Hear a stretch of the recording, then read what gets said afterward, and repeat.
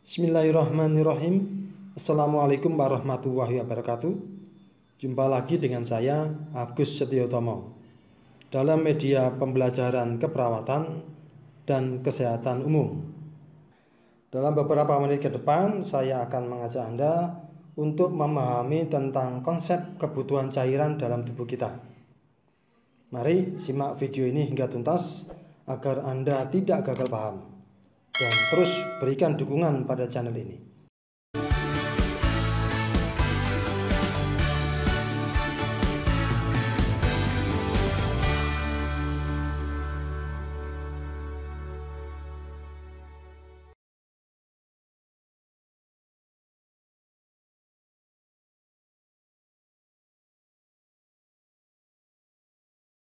Cairan tubuh adalah larutan yang terdiri dari air sebagai pelarut dan zat tertentu sebagai zat yang terlarut.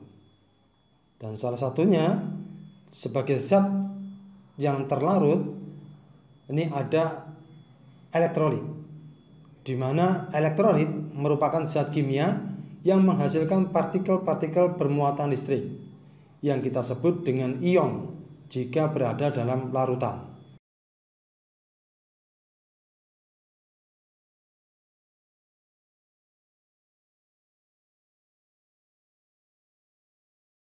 Ketika kita berbicara masalah komposisi cairan tubuh, maka terdapat kurang lebih 60% dari berat badan orang dewasa pada umumnya terdiri dari cairan.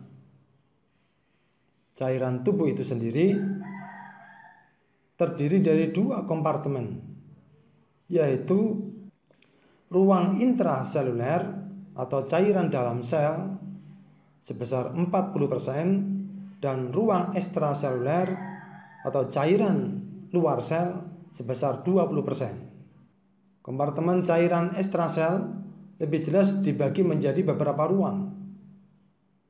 Di antaranya adalah intravaskuler, cairan dalam pembuluh darah. Ini mengandung plasma kurang lebih 5%. Ruang interstisial mengandung cairan yang mengelilingi sel sebesar 15%. Ruang muskuler merupakan bagian terkecil dari cairan ekstraseluler dan mengandung kurang lebih 1 liter cairan setiap waktu.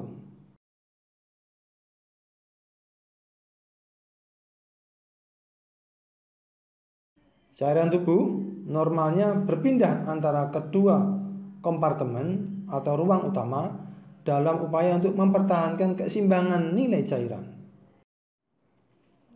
Cairan tubuh normalnya berpindah antara kedua kompartemen. Ini dilakukan dalam upaya untuk mempertahankan keseimbangan nilai cairan. Pergerakan cairan yang normal melalui dinding kapiler ke dalam jaringan tergantung pada kenaikan tekanan hidrostatik dan tekanan osmotik. Tekanan hidrostatik atau tekanan yang dihasilkan oleh cairan pada dinding pembuluh darah. Hal ini bisa kita lihat pada saat proses filtrasi, di mana tekanan hidrostatik dalam kapiler cenderung untuk menyaring cairan yang keluar dari kompartemen vaskuler ke dalam cairan intraseluler. Cairan akan cenderung berpindah dari tekanan hidrostatik yang tinggi ke area yang mempunyai tekanan hidrostatik yang lebih rendah.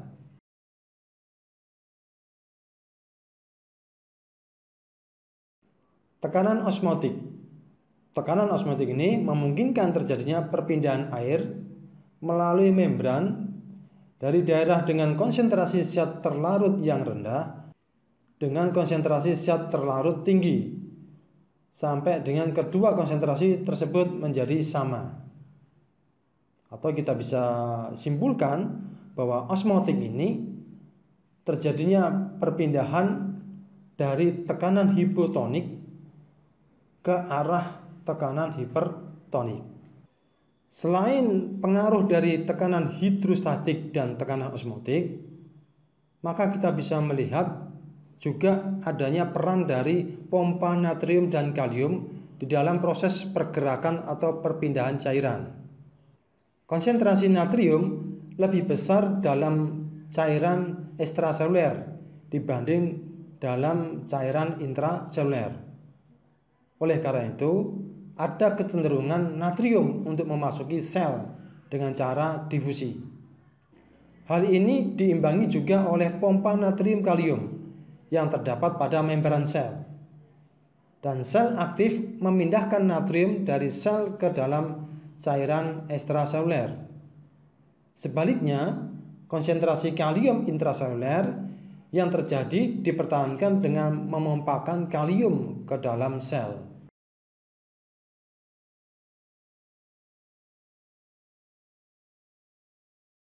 Fungsi cairan tubuh. Yang menjadi pertanyaan kita, sejauh mana pentingnya cairan tubuh bagi kita? Mari kita coba lihat satu persatu. Fungsi cairan bagi tubuh kita meliputi mengatur suhu tubuh. Salah satu fungsi utama air adalah mengatur suhu tubuh supaya tubuh tetap stabil dalam kondisi yang panas.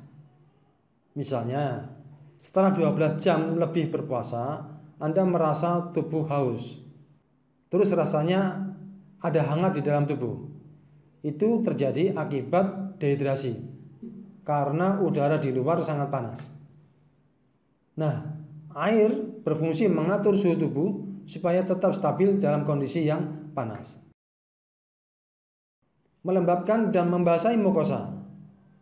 Fungsi lain air adalah melembabkan mukosa, terutama di mulut, hidung, dan mata. Cairan juga berfungsi sebagai lubrikan pada sendi atau sebagai pelumas pada sendi. Karena sendi manusia itu untuk bergerak membutuhkan air. Kalau seandainya kurang cairan, kemungkinan bisa terjadi rasa tidak nyaman saat bergerak. Melindungi organ dan jaringan dalam tubuh. Fungsi air ini adalah sebagai pelindung organ dan jaringan dalam tubuh kita. Ingat bahwa sel-sel dalam tubuh kita itu semuanya terisi oleh air. Jadi sangat penting kita mempertahankan kecukupan air.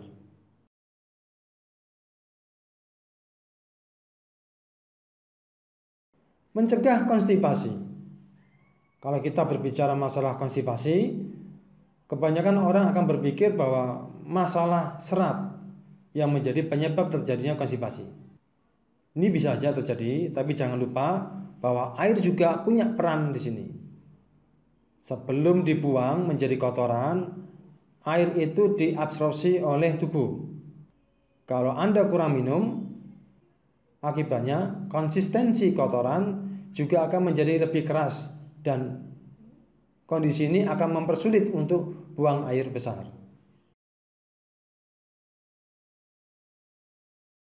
Melarutkan zat gizi. Air juga berfungsi untuk melarutkan zat gizi dan membawanya ke berbagai bagian tubuh. Zat gizi itu dibawa oleh siapa? Tentu saja oleh darah. Dan kita tahu bahwa darah itu komponennya 80% atau lebih adalah air. Jadi bisa kita bayangkan kalau kita kekurangan air, tentu saja proses membawa nutrisi di dalam semua organ tubuh juga akan terganggu. Membawa oksigen ke jaringan tubuh lain. Di samping membawa nutrisi, darah juga menyalurkan oksigen dan zat besi ke berbagai jaringan tubuh. Transfer oksigen pada orang yang mengalami kekurangan cairan juga akan terhambat. Maka tidaklah heran banyak orang yang merasa pusing saat terjadi dehidrasi. Membuang sisa metabolisme. Salah satu kerja darah adalah membawa air.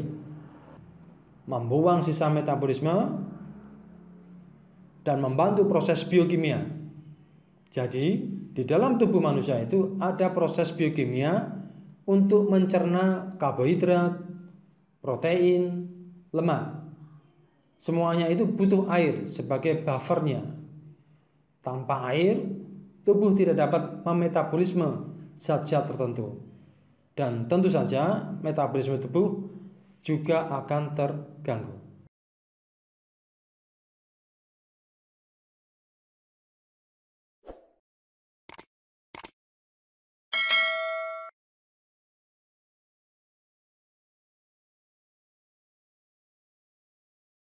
Untuk pengaturan keseimbangan cairan di dalam tubuh kita diatur oleh beberapa organ, di mana organ ini saling bekerja sama, saling berperan untuk mengatur keseimbangan cairan.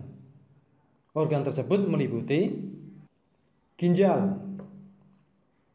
Fungsi-fungsi utama dari ginjal ini adalah untuk mempertahankan keseimbangan cairan. Yang dapat kita rinci yaitu sebagai pengatur volume dan osmolaritas cairan ekstraseluler melalui retensi dan ekresi secara selektif cairan tubuh. Pengaturan kadar elektrolit dalam cairan ekstraseluler dengan retensi selektif substansi yang dibutuhkan. Kemudian pengaturan pH cairan ekstraseluler melalui retensi ion-ion hidrogen, ekresi sampah metabolik dan substansi toksik. Dan oleh karena itu, bila terjadi gagal ginjal, jelas kondisi ini akan mempengaruhi keseimbangan cairan karena ginjal sudah tidak dapat berfungsi dengan baik. Jantung dan pembuluh darah. Kerja pompa jantung ini adalah mensirkulasi darah melalui ginjal di bawah tekanan yang sesuai untuk menghasilkan urin. Kegagalan pompa jantung ini dapat mengganggu proses perfusi ginjal dan karena itu mengganggu juga pengaturan air dan elektrolit. Paru-paru. Melalui ekshalasi dari paru-paru, paru-paru mengeluarkan air sebanyak kurang lebih 300 ml dalam setiap hari.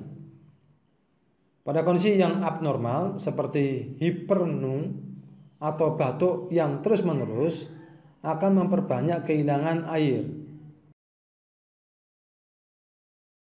Kelenjar pituitari. Hipotalamus menghasilkan suatu substansi yaitu ADH, antidiuretik hormon, atau juga sering disebut dengan hormon penyimpan air, karena fungsinya untuk mempertahankan tekanan osmotik dalam sel dengan cara mengendalikan retensi atau ekresi air oleh ginjal dan dengan mengatur volume darah. Kelenjar adrenal. Aldosteron yang dihasilkan oleh korteks adrenal mengakibatkan retensi natrium sehingga air juga ditahan. Kehilangan kalor, sedangkan apabila aldosteron kurang maka air akan banyak keluar karena natrium hilang. Kemudian kortisol juga menyebabkan retensi natrium. Kelenjar paratiroid mengatur keseimbangan kalsium dan fosfat melalui hormon paratiroid, sehingga dengan hormon paratiroid dapat absorpsi kalsium dari usus dan reabsorpsi kalsium dari ginjal. Masukan dan luaran cairan diperoleh dengan berbagai cara. Dalam keadaan sehat, seseorang memperoleh cairan dengan cara minum dan makan. Namun, dalam berbagai jenis penyakit atau kondisi sakit, cairan mungkin diberikan secara jalur parenteral atau melalui selang nutrisi enteral dalam lambung. Di samping itu, ada beberapa faktor yang mempengaruhi keseimbangan cairan. Di antaranya adalah usia. Dengan bertambahnya usia, semua organ yang mengatur keseimbangan akan menurun fungsinya. Stres mempengaruhi metabolisme sel, meningkatkan gula darah, meningkatkan osmotik, dan antidiuretik hormon. Kondisi sakit, gangguan fungsi organ akan dapat mempengaruhi proses keseimbangan cairan. Obat-obatan seperti steroid dan diuretik. Diet yang tinggi natrium akan berfungsi meretensi urin. Demikian juga sebaliknya. Temperatur lingkungan. Lingkungan yang panas bisa menyebabkan kita berkeringat banyak, sehingga cairan banyak yang keluar.